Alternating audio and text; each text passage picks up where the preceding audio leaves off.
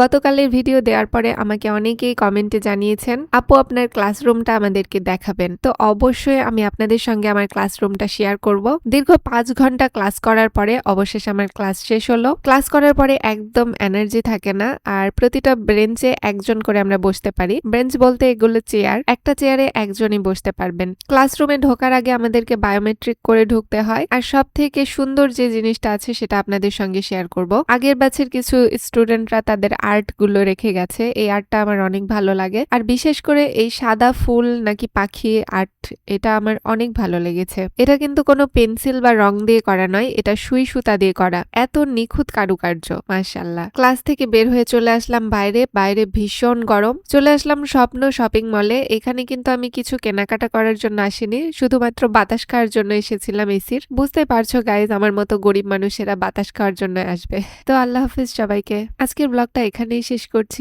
আল্লাহ হাফেজ সবাইকে।